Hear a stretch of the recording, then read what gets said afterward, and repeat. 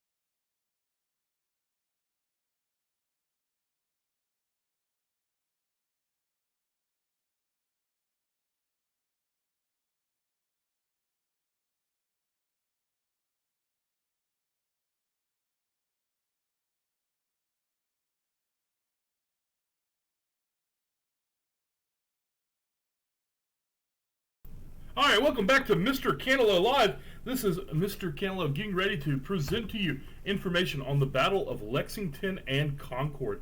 Right now, if you're confused on what you're seeing on my screen, that is okay. I'm confused as... I'm just kidding. I know exactly what we're looking at. What we're looking at right now is I'm waiting for a couple of viewers, and we're going to get started. But since we have somebody, we might as well get a little look at what we are going to do. So, only a couple of days ago, our history for the Battle of Lexington and Concord began.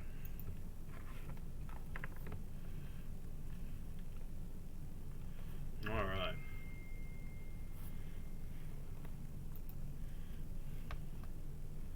I'm going to have to flip back and forth between the two.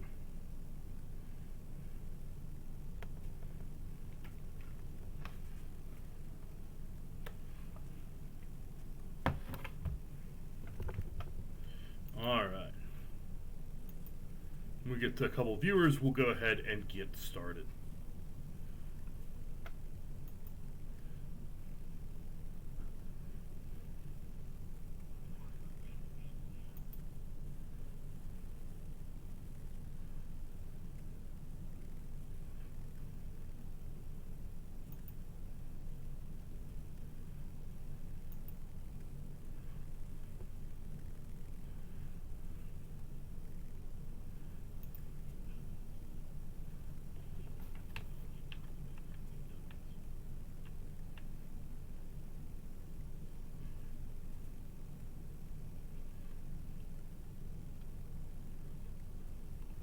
All right, it looks like we got a few people in here.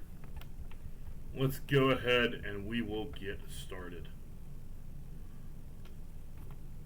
All right. So, today our story is about a battle that actually took place a few days ago on April the 8th of 1775.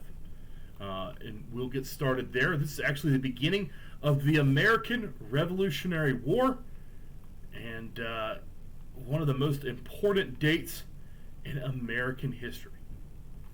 Facing the threat of rebellion, General Thomas Gage hoped to prevent violence by ordering the seizure of weapons and powder being stored in Concord, Massachusetts. The seizure of weapons and powder being stored in Concord, Massachusetts, 20 miles northwest of Boston. Departing Boston late in the evening of April 18th, 1775, the King's troops marched into the small town of Lexington at around 5 a.m. in the morning.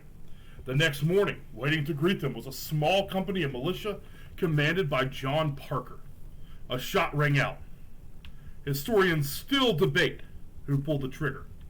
Nervous British soldiers then fired a volley, killing 7 militiamen and mortally wounding another.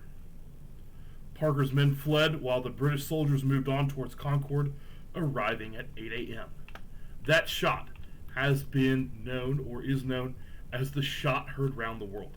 It was the moment that people decided that freedom meant fighting for what you believed in. And if what you believed in was preventing the British from taking over your land and taking your right to protect yourself, that meant fighting the British, the best army in the world at the time.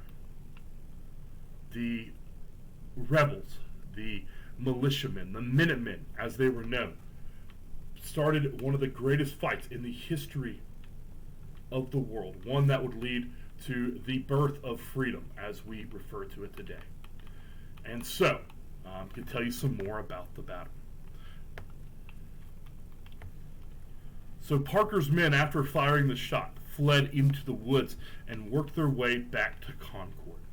By the time the British army arrived at the North Bridge, a force of almost 400 colonial militiamen from the Concord and surrounding area had gathered on the high ground across the river. The Minutemen formed up and advanced on the British, who responded by retreating back across the bridge and taking up a defensive position. When the British getting lost here. I'm just going to attack the British column from all sides, shooting from behind trees and... there we are. When the British troops opened fire, the Minutemen responded with a volley of their own. Killing 3 British soldiers and wounding another 9, the British troops fell back to the town. The British, realizing their vulnerability, decided to return to Boston. The retreat turned into a rout, however, as thousands of militiamen attacked the British columns from all sides, shooting from behind trees, rocks, and buildings. The Patriots inflicted heavy casualties on the retreating redcoats. By the time the fighting stopped, the British had lost 73 men killed and many more wounded, compared to the Patriots' loss of 49 men.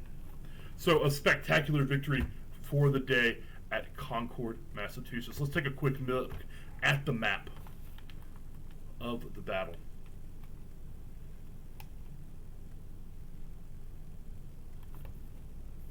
So let's take a look. If we start our view, we can see the British advance down the road. And looking at the far left of the picture, we can see the British regulars coming up from Concord. When they entered this area that is in the red stripes, they started getting fire from Parker's troops, which were in blue. Parker's troops retreated back down towards Lexington, and that's when they began to fire again. So, the historic engagement known as Parker's Revenge occurred on the afternoon of the first day of the Revolutionary War, April 19, 1775, after American blood was first shed on Lexington Green and at Concord. Years later, an eyewitness was on Lexington Green, recalled Captain John Parker saying, "Stand your ground. Don't fire unless fired upon, but if you want to have a war, let it begin here." Parker later regrouped his men on a rocky hillside to the west of Lexington Green. There he would confront the redcoats on their return from Boston. Parker's ambush, his revenge for the blood of his men spilled at Lexington Green, bloodied and slowed the redcoats and wounded a British colonel. Parker's disciplined, coordinated attack was a key engagement and a series of skirmishes and ambushes that turned an orderly British march into a desperate retreat. All right, so let's talk a little bit about what happened there. So, what happened is the militiamen, the colonials, had been fighting in the United States for about 20 years before this engagement. The United States, or the colonies at this time, had been engaged in a series of wars called the French and Indian Wars. I know oftentimes we've heard the term French and Indian War, and that is actually a incorrect term. There were in fact 7 French and Indian Wars, all taking place over a series of time in what would become the United States. And those wars really focused on fighting the Native Americans who lived in the region, and better securing land. It was mostly an engagement between Britain and France. The British had spent a lot of money trying to fight these wars. They'd spent a lot of time, and they were using taxation of the colonies as a way to pay for it. The colonists said, that's not our job to pay for that. You fought that war, we fought it as well, but that's not our job to pay for it. The British, seeing the tension, decided that they needed to come and take the weapons away from the colonists so they couldn't fight back, and this is what caused the problem. The colonists had always been prepared for fighting. This is something that was ingrained with the American colonists. They were ready to colonize an area that was highly contested. We got to remember, they fought in this land for almost 200 years before the British, or actually for about 100 years before the British really took control of that region. And so they'd been dealing with Native Americans. They'd been dealing with the French. They understood how to fight, and warfare changed significantly over time. It wasn't, the British were used to this orderly type of warfare where you had single lines, or you had lines of men facing each other. They were used to organized fighting. What they weren't used to was fighting that was spontaneous, that was wild, that took place over hills and behind trees and behind rocks. The colonists fought the way they knew, and that was to use cover as an advantage and fight from positions of strength. Really, it's a more advanced form of warfare that the colonists took a part in, and it's not something the British were used to. It's something the British came to understand, but it really wasn't something they wanted to fight. And so the actions taken by the colonists that day really sent a surprising message to the British that this was going to be unlike any war they've ever fought before.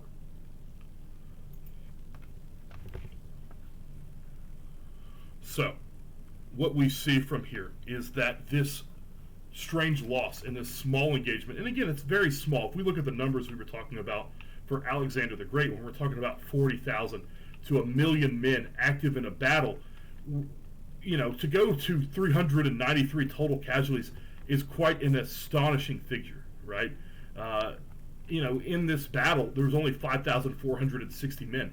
That's a tiny, tiny, tiny fraction compared to the reality of what happened in the ancient world, the battles we've been talking about as of late, where we have thousands, even hundreds of thousands of men engaged.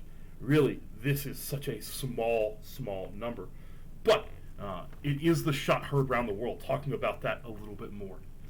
Before this time, nobody had ever stood up to the power of the British Navy or Empire. Nobody had stood up to that power. Nobody was willing to fight what was clearly an overwhelming army, what was clearly a very challenging and powerful military force. Nobody was willing to fight that. And for a group of people to say, you know what, we're going to face this, really is an astonishing moment. And when they say a shot heard around the world, it was the first time that people had said, you know what, I'm not afraid of this. I'm going to fight for my liberty. I'm going to fight for my rights. And I'm going to establish my own place, my own country, my own place I want to call home. All right, guys, so that is just about it on the battles of Lexington and Concord. But again, they took place pretty close to today. Today's the 23rd. Those took place on April the 18th. So it is quite an interesting moment that we can look back and say, yes, this happened very, very close to today. So I really wanted to share that with you guys. That's the battle we're going to cover for today. The rest of this time with you guys is going to be a help session. So if you have any questions, now is the time to chat them, put them into the chat bar. It can be about anything from history, or specifically it can be about what we have covered today. Or what we've covered today with Lexington and Concord, or any other historical event that you may have a question about. Now is a great time to ask it. All right, guys. Appreciate you guys being here, and I'm looking forward to talk to you soon. All right. So if you have any questions, just go ahead and put those in the chat bar, and I'll answer them now.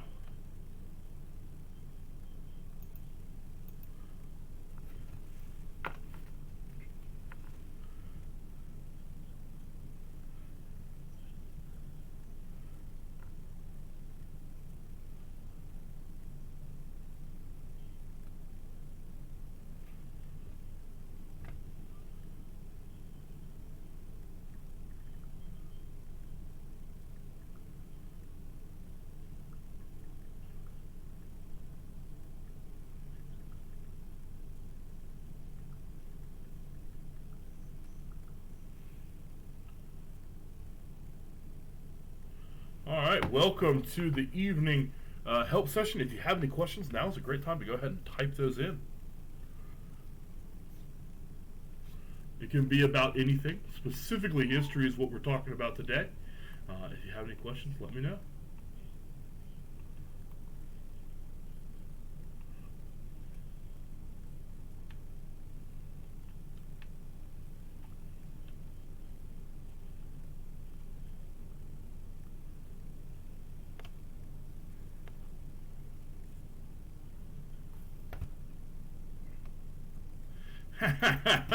I guess I do, coward. I guess I stream at 6 p.m., man.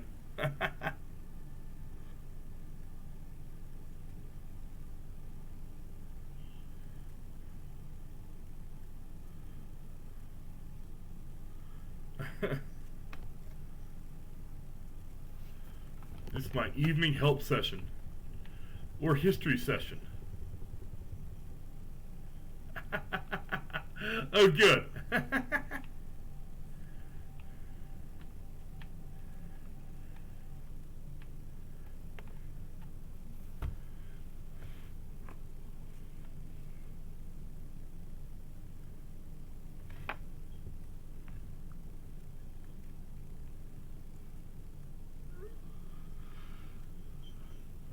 All right. Any questions?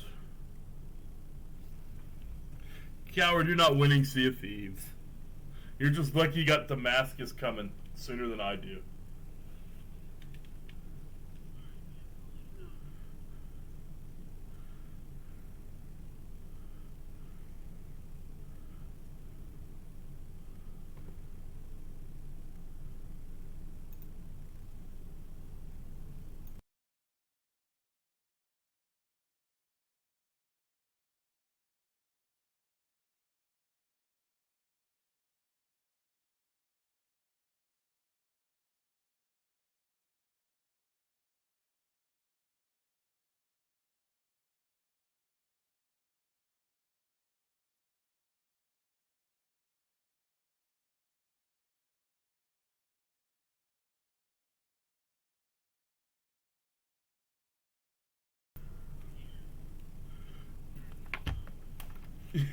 Yeah, that is what we should be streaming for sure. It's what we should be streaming for sure. Oh, Lord.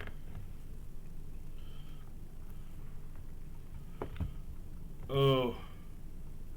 Oh, you getting Damascus? Yeah, that'd be pretty awesome. If I knew how to do that, I would. I'd show it. I'd stream it for you. But I don't know how to do that, actually.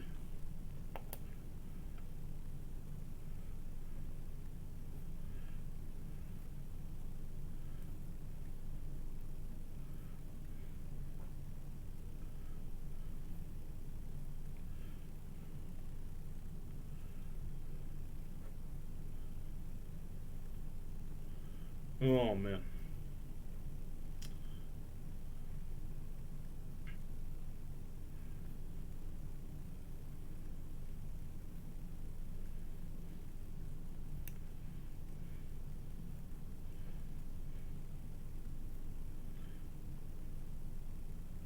All right, coward. Who should Jacksonville get in the draft?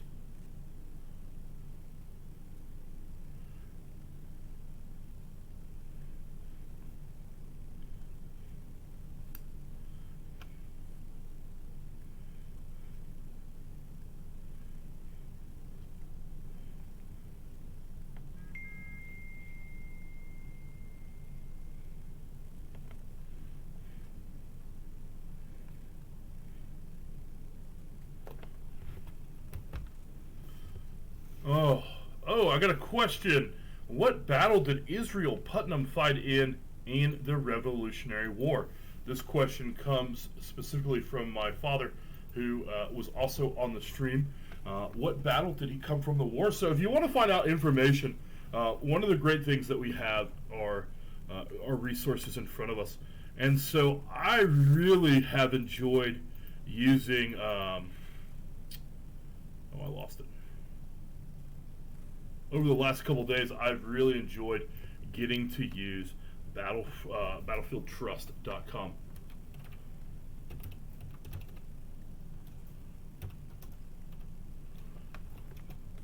So it comes down to battlefields.org, and one of the cool things you can do is you can search their whole website.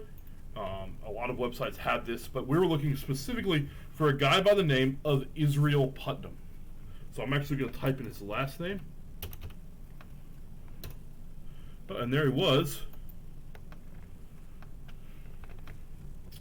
Here's a bibliography on Israel Putnam. So Israel Putnam was a major general. So when it comes to generals, how we know what rank they are, how many stars they have, there's a little acronym we use. It's called Be My Little General. B means Brigadier General, that's a 1-star. Major General, my, is a 2-star. L, Lieutenant General, that is 3 stars. General is 5 stars. So Be My Little General, or sorry, it's 4 stars. So Be My Little General is tells you what rank somebody is, if you wanted to know specifically. So if they're just called a general, typically that means they're a 4-star general. If they're Brigadier General, it's a 1. Israel Putnam was a major general, so that means he's a 2-star. Israel Putnam was at the Battle of Bunker Hill. He was at Lexington and following. So let's read about him. Serving in the French and Indian Wars, Putnam was already a seasoned officer when war broke out with Great Britain in 1775. Setting aside his prosperous life as a farmer and tavern keeper, Putnam raced to Cambridge, Massachusetts following the battles of Lexington and Concord and offered up his services to what later became the Continental Army. As a major general commanding New England militia forces in Massachusetts, Putnam was paramount in the Battle of Bunker Hill in 1775. It was Putnam who organized the command and stout colonial defense of Breed's Hill, and who also gave the infamous order, "Don't fire until you see the white of their eyes." Though the British ultimately drove Putnam's forces from the field, it was a gravely spheric victory for the British, as the assaulting Redcoats incurred over 1,000 casualties. The Battle of Bunker Hill was the zenith of Putnam's military career. Though he continued to serve in the Continental Army following the battle, he suffered several embarrassing losses before being forced to resign his command due to a debilitating stroke. So, funny enough, I am related to Israel Putnam on my father's side. I guess through a great-great-great-great-grandmother. So, a kind of cool history behind Israel Putnam and Mr. Canelo. All right, guys, any questions?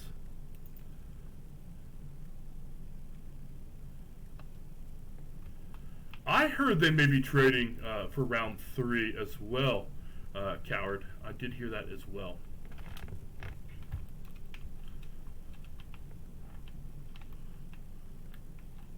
Also heard round 1 with New England.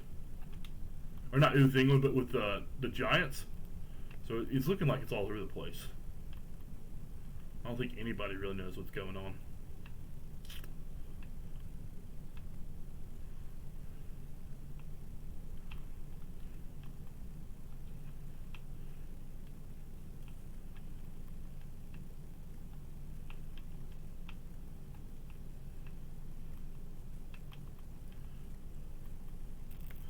All right, guys. So at 6:30, I'm going to be moving over to Microsoft Teams for my live hours, which means you'll have to contact me through Microsoft Teams chat. You can I'll be there within, I promise to return a message within 1 to 2 minutes. But I will be getting off of the stream for a little bit to better support you through Microsoft Teams chat. So if you have any questions, that is the best time to get a hold of me. I will be through Teams chat. I don't think Jacksonville knows who they're going to draft either. I think that's a great point. I think they have no clue whatsoever what they want to do or who they want to pick up.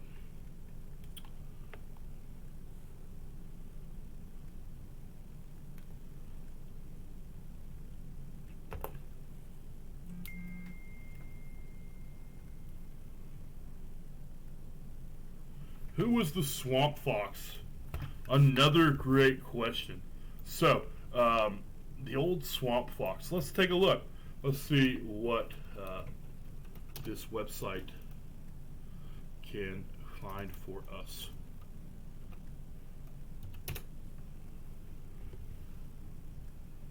Again, American Battlefields Trust is quite a fantastic features. It really can provide us with information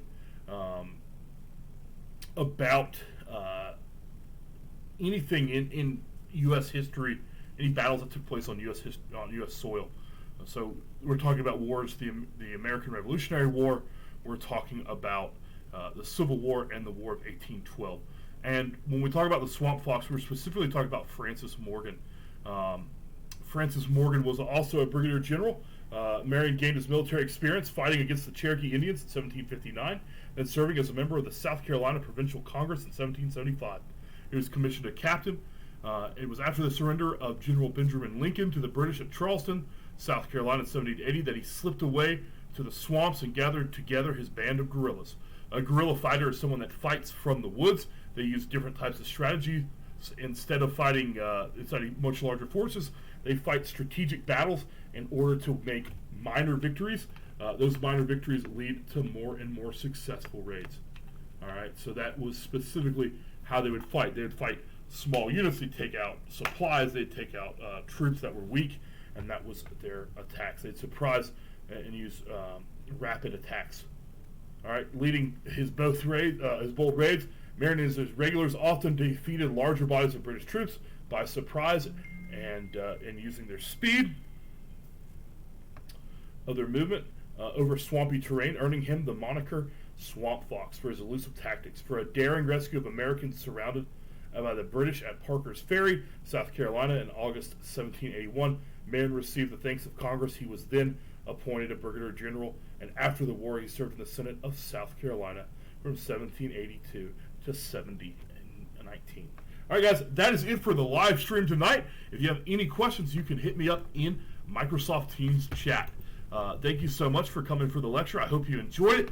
If you have any questions, please reach out to me. I'd love to stay in touch with you. I hope you have a wonderful night, and we will be back in touch on Tuesday. Make sure you're finishing your Go Formative quizzes as we move forward, because we've officially ended with Greece, and now we're moving on to one of my favorite civilizations of all time, and that is Rome. We're going to learn about the majesty and grace of what made the greatest empire on the face of the earth. All right, guys, that is it for me today. I hope you have a wonderful night. Stay safe. Remember to quarantine, and I'll be with you guys shortly. Why is Michigan better than Virginia? They're not. We don't really talk about Michigan troops in the War of Northern Aggression, coward. They really didn't make much history there. But I think there's something. There's something. They're really bad at football. All right, guys. I'll see you on Microsoft Chat.